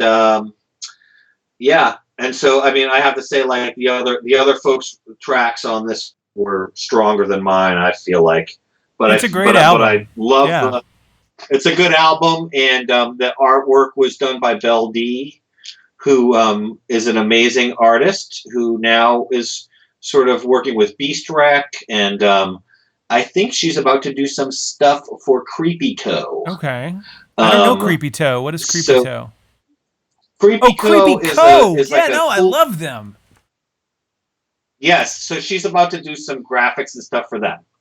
So she did this David Bowie image, and she's done a couple. She did this fantastic. She also did this. if you remember this fantastic image. So when we talk about your compilations, we also, I mean, that's another thing that the viewers need to know is that you've been pretty prolific. You've put out, you know, the New Orleans albums, you put out the Beatles albums, you did that compilation, the Bowie thing, but you've also for the last 17 years or whatnot, like on and off, have done your Santastic Christmas thing. Now tell me, like, that's really interesting specifically because like isn't your home life is half Christian, half Jewish, or how does all this work? How did you get into the whole? Right. Yes, exactly. Yeah, my wife's Jewish, and so we celebrate both Christmas and Hanukkah. So I mean, there was one year that I did a Hanukkah. You know, after 9 years of Christmas music, I was like, you know, I'm going to do a Hanukkah thing. Particularly because we were down here and we were in a much more Jewish community in Dunwoody, Georgia. But honestly, there's a lot less Hanukkah music, you know, and there's a lot less Hanukkah music, and honestly, Jews don't care about Hanukkah music. You know, it's like. So there's not you're scraping the barrel there, but we got together a pretty a respectable menorah mashup. Album. It was great. But yeah, Fantastic was an annual thing, or was an annual thing. I did it for 12 years plus, and in that mix were many years of Gaibo style musical collaborations with all kinds of our DJ brethren, mashup brethren, contributing tracks, including yourself and A+D and Atom and Voice Dude and DJ and John, Rhythm Scholar. So many classic mashup artists. Like a lot, Go Home Productions, Podge Master, and Cheeky Boy, Churchill. and Churchill. Like all these people were on. These are all those. names that if you're a part of the scene, you're pretty familiar with these names, these mashup artists. Thrift Shop XL, Right. and Tim Bear Cub, and if you're at home and you're just now like learning some of these names, I really would recommend going to the Bootleg Archive. Just go to Google, type in Bootleg Archive. You should be able to find it. You'll be able to find all these artists' mashups downloadable there to your computer, and you can listen. But anyway, go ahead. And the Santastic stuff is downloadable online. Like if you go to Christmash, like Christmas with an H at the end, .com, you can download all of them. So you can grab those. Not to be confused with Negative Links, the mashing of the Christ. This is Christ Mash. And so that's an annual thing, and I've done, working with Big D and the Kids Table. We did a Christmas single. That was also a Santa project. I did a classical remix album, a Christmas classical remix album with WEXT and Chris Wank out of New York. This classical radio station sponsored this classical remix project and played this, premiered the songs online and kind of built shows around the project and stuff. It was a really cool thing. Shout out to Chris Wank and WEXT. And so, yeah, I've always been into Christmas music, we were talking about Jingle Bells Rock. I was going to ask about Jingle Bell Rocks. It's a documentary that came out in like 2013 that like was talking about just Christmas music in general and Christmas culture, like around that kind of like musical thing. They reached out to you, didn't they? Yeah, I talked to Mitchell a lot actually over many years and gave him a bunch of footage of booty events, and Adriana did as well. I also gave. I basically like he had access to the booty scene and stuff like that, and we had some music videos and so forth. But in the end, I think that he ended up with a sort of embarrassment of riches of stuff to work with that was not copyright infringing. So he was able to, build his documentary without having to incur those costs, which actually turned out to be significant. And I mean, I completely understand that. I know that he and I think there was Third Eye Productions or something, like looked into what the cost of the licensing was, and it was Right. ridiculous. And so, but that is a really cool film. It ended up like sort of evolving into something different. It was almost more about like quirky music collectors seeking out quirky musical acts and people like that. But it's cool. It's a fun It's a fun ride. Cool. It's a cool. So yeah, and so but this year I'll announce right on your show. Exclusive. Talking about Christmas music. And we'll go to the Ghost Cave theme, but we had a Christmas single last year come out on Ghost Cave Records with Anna Balka, who's a singer and violinist, and Scott Berland, who's a theremin player who plays with Duet for Theremin and Lap Steel. And so that will be released as a 7-inch record this Christmas. Awesome. With Kindercore vinyl pressing the record. And so Spilly Jane will be doing a pressed, like hand printed bespoke cover. I definitely want to get into Ghost Cave. We're actually about to like make that turn into what we're doing. No, sorry, I'm so excited. You should be. The stuff that you're doing is fantastic. We will do an Art City single, I promise, Shane. If what Bob's talking about is I did a couple of remixes for his album, and the Art City track, which features Ed O.G. Who else is on that track? Grand Panini, Fahamu Peku, and Grandpa Minnie. Yeah, I mean, and Okori Okecello Johnson. Right. All are on that track, and amazing artists that I was like beyond thrilled and lucky to be able to work with. What a great slice of everything that is Boston, as mashup, as you. Like I said, we'll get into that in a second. I just wanted to go back. Can you show me pull the Woo Orleans record out of the sleeve for me? Show me that pink vinyl, and especially the logo there in the center. Oh yeah, okay. So yeah, there were a number of them, right? And so I think you might have all of them. I want to say I have a couple. For those of you at home who don't know, I own a lot of records, and yeah. I can see that you have Il Submarine on the wall behind you. I do. Thank you for that. Yeah, I can. So it was like the first one was. This is like the British pressing. Right there. It's pink. It's transparent pink. Transparent pink. Turn around so the Woo sign is correctly right the right way up. There it is. Woo Orleans, fantastic. So, okay, I'm going to use this as a quick way to segue real quick into the video snippet you provided for us for this Woo Orleans track. What's the name of this track? This one is Express Yourself, Champ, right? Express. No, what is it? Express Yourself, Champ. Express Yourself, Champ. Thank you so much, Shane. I try to be professional. I don't have it in front of me, and it's been a minute. Well, here you go. Right here on Masters of Mash, DJ BC's Express Yourself, Champ from the Woo Orleans album.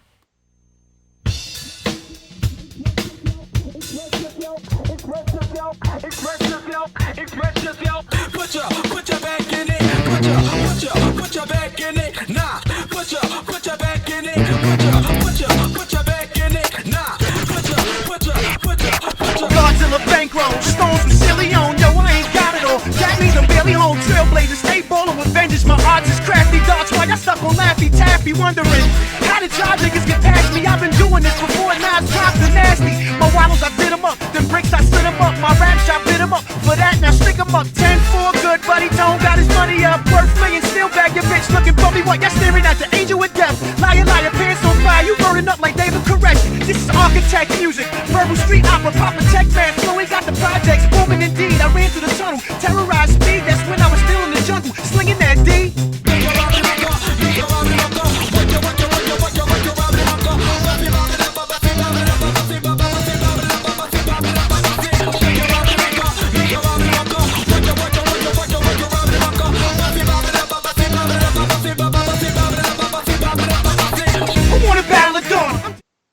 There you go. Express Yourself, Champ from the Woo Orleans album by DJ BC. Fantastic stuff. What who did the video for that? Thanks, Do you man. know? I did the video Okay. for that, and it's comprised of old, like, Mardi Gras footage and stuff like that, and also the Nikki DeB video that is sampled in the song is in there as well. And then there was a wealth of cool footage of musicians playing and people and partying and having fun in New Orleans. So it was pretty cool. Right. Right.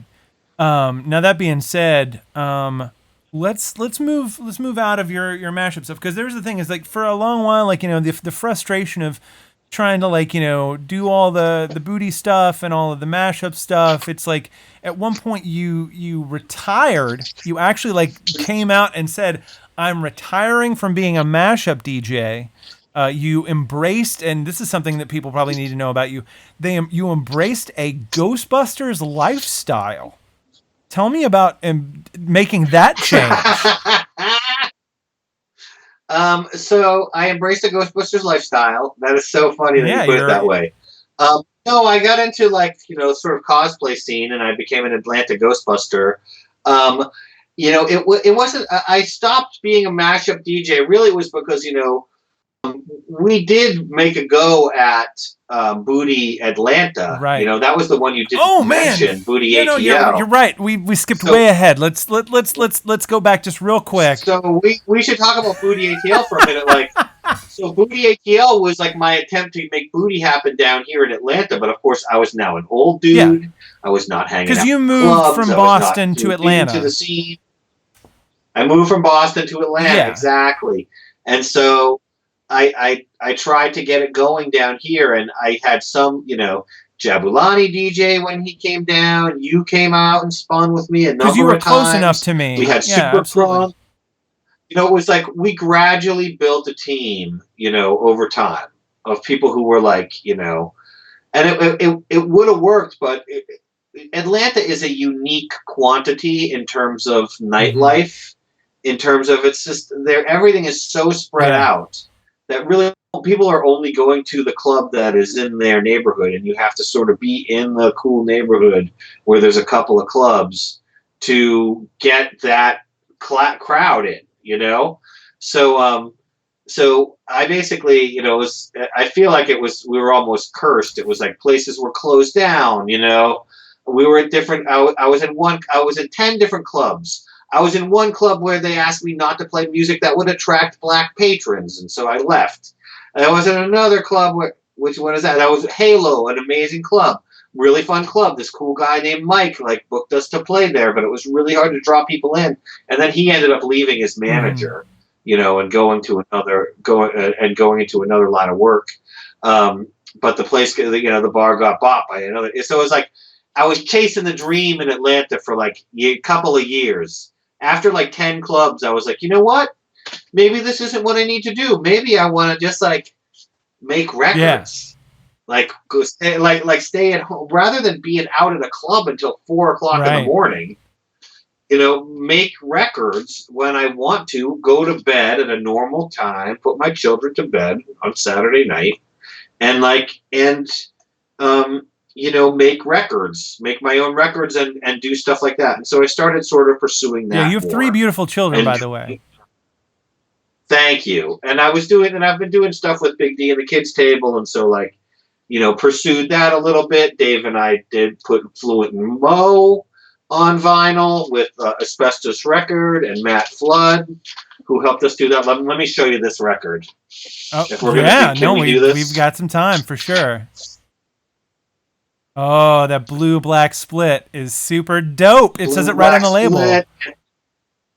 Yes, so it's like let's see, it's Pep and then Dope. Dope. Yes, that's so awesome. And there are clear and black and blue and black, and you can buy these at Asbestos Records. And there's a link at my DJB. I would go and purchase them. I feel like and that's a legal mashup album. You actually got to mash up. That's a legal mashup album. You got to mash up and remix their stuff, right? Bob? That's exactly me to actually say what it is. Record with Mo Pope, the rap, and then he had a bunch of guest stars on his track. So it was like, as a result, there's, Ed O.G. is on this record, and a bunch, and the Doped Up Dollies, and Dana Coley from Morphine. Wow. What a cast of characters. And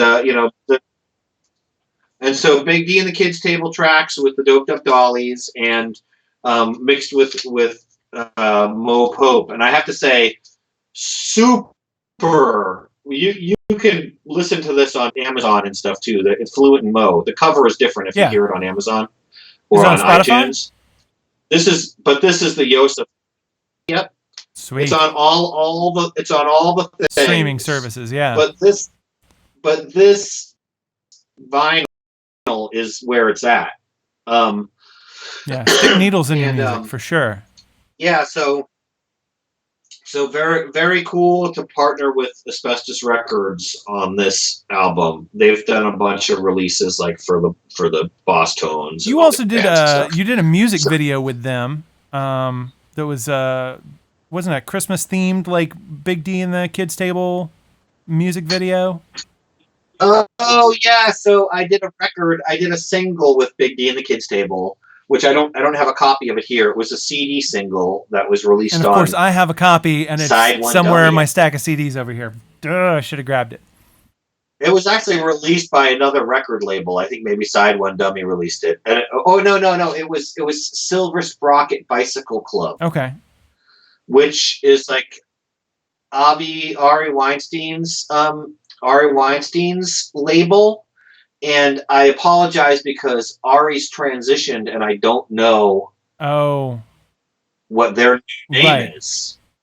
But in any case, they're an incredibly popular artist in different oeuvre now, But it was like a bike thing and comics, a comic artist, I believe, and records. And Big D had done some projects with Silver Sprocket, and Silver Sprocket released the single, and Black Element was the rapper that I convinced to be on the record. And I don't know how he feels about it. He didn't seem totally thrilled with the final product, frankly. But I'm like, hey, yeah, I mean, what am I going to do? I mean, you know, know I thought it was cool. But in any case, cool guy though. Black Element did a really funny, did a great job in the video too, and is a great rapper. And so I was thrilled to work with him and Big D. And there were a number of Craig. There were a number of people who I met on that video shoot who became friends, and I wish I would. I'm not going to start naming names. Right. This isn't an Oscar speech. You don't have to beat the orchestra. But it was a cool experience. But it was that single, and it was around their Wicked Hardcore Christmas, which was like a spoof of Have Yourself a Merry Little Christmas, but it was like Have Yourself a Wicked Hardcore Christmas. Of course. And it was Wicked Hardcore Boston. And it's sort of spoofy. It's a joke track. You know about spoofy tracks. But it's funny because people think it's like Dave's real accent and stuff. But yeah, But so it became like an Atom did the cover art for it with his Fusion Think group, and he provided a remix, and I did a hip hop version with Black Element, and it had the track. So it's sort of like I executive produced that release, sort of. It was like a little mini EP, like CD single, like a CD EP kind of thing, and it's cool. I'm glad it's out there, Occasionally you'll stumble on it, and it's ridiculous. It's kind of rare, now. There were not a lot of them made. But yeah, it's a very cool little CD. So, but yes, there is a music video that was very high quality. Craig and crew, Craig and Dana and I don't want to dead name You're somebody basically else a either. baby in this video. You were so young. Yeah, I am. It was a year. It was many, and yeah. But super cool to do that. So I've always been into Yeah. Christmas music, dude, and I feel like that's I'm constantly coming out with a new kind of weird, but I guess that's Christmas and Halloween. Well, I mean, Halloween's just like lifeblood. Like, come on. Christmas, it's good too. That's just the wallpaper.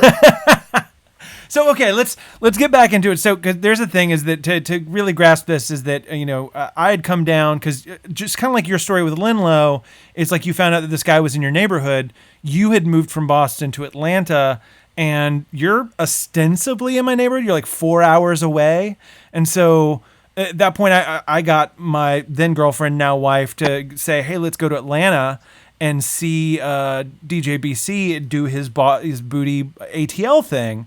And we came down, saw you, and you were like, hey, did you bring CDs? Maybe you can spend too. And I was like, no, we're just here to party for right now, but let's link up. And so you and I started to I would come down every once in a while and do some of these parties with you until finally you and I were like, I think we both kind of had the same idea at the same time because we had a lot of the same friends within the Dragon Con circuit. Said, hey, let's do this Dragon Con thing and let's bring booty to Dragon Con. And we wound up running Booty Dragon Con for 3 years. It was like what, 2 to 6 in the morning or whatnot in the Marriott ballroom for like 5,000 to 7,000 like screaming like fandom like. Yep. It was the last night. It was the last party in the biggest ballroom. It was amazing. And it was slamming. Amazing. And somewhere in here And the first we had dancers, and we had Totoro visit several times from the Totoro, Stephen Eade and the Totoro cosplaying crew, and we had fantastic dancers and Tribe One performed. We Were Ready to Believe You at one of the shows. Which is a track from your Ghost Cave album that's coming up. Which ended up being on the Ghost Cave record, and so it was a very super cool experience to do Booty Dragon Con like 3 times ever. And then, I ended up doing like mini booties at the Mechanical Masquerade, which Dr. Q would invite me to perform at the last cut. And I think last year was the last one I did. But fun DJing. Those are good times. But during that time, that's when you got the Ghostbusters bug, right? I got it sort of when I moved to Atlanta, and I think that a friend of mine dragged me down to the parade for Dragon Con, and with the kids, and I was like, what can I wear? I could wear one of these costumes. Like people do. Like I could be a stormtrooper, Ghostbuster. Like first I was like, I could be a stormtrooper, and then I found out like you can't sit down. They have plastic butts. I don't know if you knew this about stormtrooper costumes, but they literally have a plastic butt and plastic leg backs and stuff, and literally cannot sit down. So if you're at home and thinking about becoming a stormtrooper, remember. Stormtrooper, just make sure you realize you can't sit down. But in any case, and that's what how they walk and stuff too. But in any case, Ghostbusters, however, affords much more flexibility. You have a proton pack, and the people who do the Ghostbusters thing it's a much looser community. But it's much more chill. You're super serious about this. Like when most people think, oh, he dresses up like a Ghostbuster, they think, oh, he went to Party City, he got himself a whatever. Like you have like authentic like proton pack like oh yeah here, crazy, let me show you. Hold on. Like he's had this like manufactured for himself somewhere. No, I built it. I built it. Well, no, I mean you had the parts. Like you definitely built it. Look at this. Look at this. Move it over just a little bit more where your chair is, because that's where the square. Oh my God! Look at this thing. So this is an actual proton pack, like screen replica. Let's see here. Let me get this. Hold on. Yeah, it's got all the noises and all the lights. It's a little bit dusty. Let me get this going here. Oh, I'm out of batteries I on got my to charge up the wands. proton pack. I wasn't expecting to It's do okay. a demo. Don't worry about it. I'm gonna charge We've that got a bad lot to boy cover up. in the remaining 15 minutes of this show.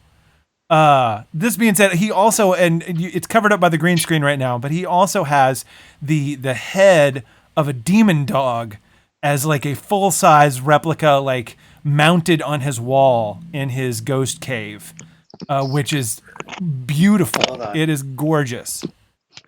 What's oh, there it is. Look at this thing. The eyes look This was built by Carnivorous Creations, Oh. Mike Nelson. like, who doesn't want one of those? Yeah, it's That pretty is cool. amazing. It's pretty cool. So, are you going to open the box? So Shane? yes, here we're getting to that right now. So now that we've Okay, now I that didn't we've know if you were covered, no, forgotten, I if you have it right forgot. here. I have a knife. I've got the box. I gotta read. I'm ready to do this, but we got to talk about it. We've led up to the point where it's like now Oh, you've yeah, yeah. retired from mashup DJing and mashup producing. You wanted to make your own legitimate thing, and just like everything that you've done your entire life, Bob, you have roped in every single friend and contact that you've met. It's just like what mashups are, is that you take all of this source material that you're familiar with, that like really creates this, like, that's important to you in your life, and you mash it all together. And so like you've got Edo G, Yes. you've got the ska band, the Big D and the Kids Table on there. You've got me doing remix stuff. You've got the Doped Up Dollies. You've got people in your art world, because you also work for the High Museum in Atlanta. And so through that, like, you've roped in art, and you've roped in rappers, and you've roped in people that, like, when you went and toured in France for Booty Mashup France, like, it's probably when you first met Grandpa Minnie, right? Grandpa Minnie, yeah. So he's on the album. there too. Like, yeah. you have to understand. Also, for those of you tuning in, Booty Mashup is a worldwide phenomenon. Like Tokyo, Rio, Germany, all throughout the U.S. Like, and it comes and goes, because parties they rise and they fall, but it's this ever evolving family of like artists and mashup producers. So while going legit, you're trying to share some of this with all of your friends and family. You've created this album that is like a testament, I guess, to your life and your creativity, and you've even melded in the whole Ghostbusters aesthetic by calling it Ghost Cave. And Ghost Cave ATL is where you can like find their Twitter and Facebook and everything else like that. So look right up there where it says DJBC at Ghost Cave ATL and check out all of his links.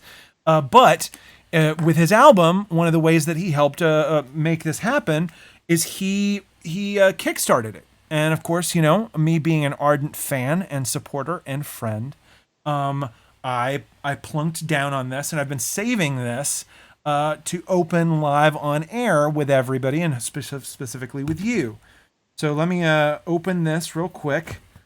Put this knife in. Tell me about it while. Tell me about the Kickstarter. And so this was kickstarted. This was a single kickstarted off the record. So I basically, went with a 7-inch, and it's the Tribe One Ghostbusters song on one side, and then a Disney cover song on the other side. First of all, I've only opened one side of it, and in true fashion, I'm not sure if you can see it, there's cobwebs inside the packaging. Yes. I don't think he has this really great Ghost Cave Records like tape, but he's got like actual like stuff here. So this is a friend of mine told me to do that with the tape. The cobwebs, and I got to thank you for supporting the Kickstarter. It says follow us on socials, and then a little note to me. PDS, thanks for everything.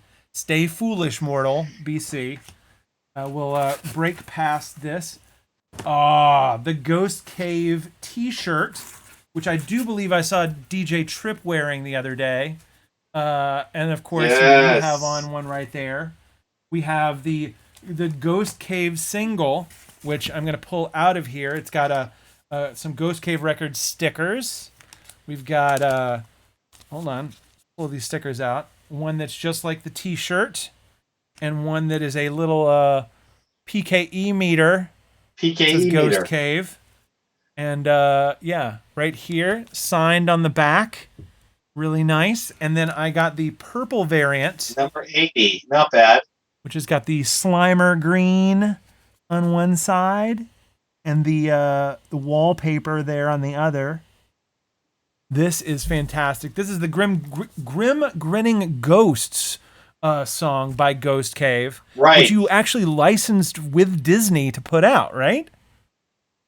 Right. Yes. Exactly. So it's not sampled. It's electronic music with a violinist and vocalist, and so Anna plays violin on it, and I sing. Wow. And then, of course, the B-side So is it's- Adam, your friend up there. Where's Adam from? He's like Maine or from... He's out of New York City. I mean, he lives in Connecticut, but he often works musically and graphically out That's of awesome. New York. And that's his remix of the "We Are Ready to Believe You" theme song with Tribe One, the nerdcore rapper Tribe One, and Super Crunk. And all this stuff is on my Bandcamp, so you can purchase if you go to ghostcaveatl.com rather. Sorry, you can pick up the record or like hear you can hear the songs. You can download them. If you buy like an item, you'll get a download off it. But yeah, there's a few of them left from the Kickstarter, so I'm hoping that There's people more in this box. Yeah, you got a few little. You've got the pin, or two pins. One's like an actual pin back, and the other one's like the safety pin kind of back, or the button, if you will, with the logo for the. Tell me more about the Ghost Cave logo there. This is an homage to your children, right? Right. Yeah, Bowie, Josephine, and Stella. So fantastic logo. That's their little logo. Me and my wife are going to get tattoos of that. Thank you for the trickier stickers here. Yeah, speaking of Creepy That's Co. awesome. And then some Those really are Creepy awesome Co. prints stickers. right here. EC Comics themed print by Timothy Amar, the comic artist who I met online. Another guy I met online, and super talented guy, and I was able to like convince him that my vision was something cool. That's a print by Amy Cinnamon, who worked with Chuck D on his History of Hip Hop book and did many portraits of artists for that book. So I was honored to have her do a portrait of me for this project. That was Joe Riccardelli drew the PKE meter, and it's on the stretching room wallpaper, as you can see from the Haunted Mansion. So you get a little mashup. It's like the PKE meter is floating in the Haunted Mansion. That's just a little bit of flavor, Shane. Just a little bit of flavor for the back of the box. Man, this was a deep little box there. I'm really happy about that. Thank you. Yeah, I tried to make it special, and I'm gonna do something like this with the Christmas single, and maybe I'm trying to come up with some fun stuff to do with it, but it's pretty cool. I'm getting the ball rolling on it right now, and yeah, it's exciting. So I'm just I sort of found that doing singles is a great way to release music now for obvious reasons. And doing 7 inches is a really cool way to do little records that are a little bit more affordable, for you to press as a small label. And that you can, maybe like with this Kickstarter, I tried to make it a cool experience, so it was like, not only was it a cool experience that people got this, but they got the downloads and stuff and extra materials before Halloween, so people could they had acapella. I mean, they had acapellas and they had instrumentals and blah blah blah, and so they could work with the stuff if they wanted to, and they could also just use instrumental beds or whatever. And also, it just I tried to keep people updated, and I took people to the records press with me, and they got to see the stuff getting pressed live at Kindercore and stuff like that. So tried to make it a cool experience that everybody, like you do with your show, that like everybody's like kind of coming along and like hanging out, and then like that little, there's no more that of like all the stuff like that little enamel pin that actually glows in the dark. I mean, it's weak as water, but it glows. I swear to God. This ghost cave right here. There are no more of those little pins, and that's a little sort of like badge of honor that like you were part of the group of people that made that little purple record become a real thing. Yeah. You know, and it's a little cool thing, and it's got a little bit of Ghostbusters vibe. It's got a little bit of Halloween vibe. It's got a little bit of Disney vibe, and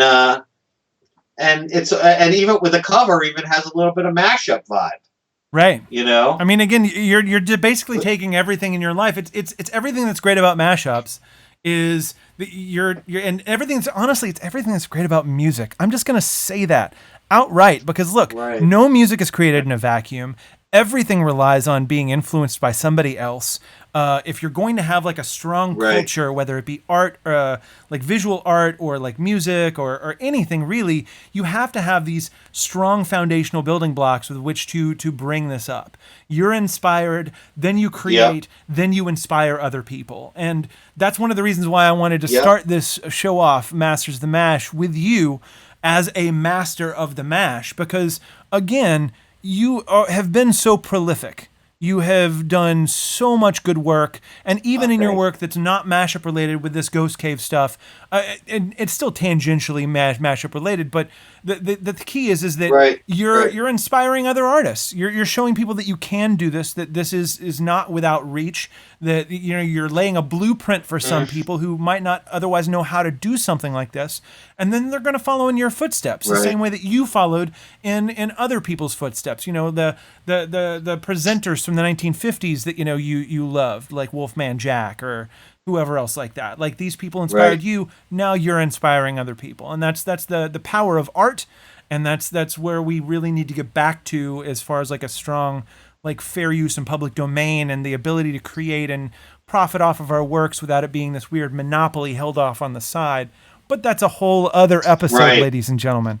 Right now, I wanted to play a real quick snippet of your Ghost Cave Ready to Believe You mix. And then we're pretty much at the end of the show. Is there anything that you want to say before we get into this? Yeah, I got to give a shout out to Thrift Shop XL who made this video in Scotland. Taking out vids for the BBC, and he took a little break to make this video for me, and he also did that Beastles video. And my wife texted me while we were in video, and she wants me to give a shout out to Soul Coffin, who's an old school Gaibo guy. So I will give a shout out to Soul Coffin. But yes, thank you so much, Shane, for having me. I appreciate you having me on the show. I don't know if people were actually watching. No, people are watching for sure. Thank you to anybody. Thank you to anybody who watched the show. I appreciate it. Anyway, and they'll be able to catch it on the archive later. I'm going to make sure that this gets pushed out to Facebook and YouTube as well later as a rebroadcast. To let you know, this is DJ BC's Ghost Cave off the album Ghost Cave. This is the Ready to Believe You Atom mix. Video by Thrift Shop XL.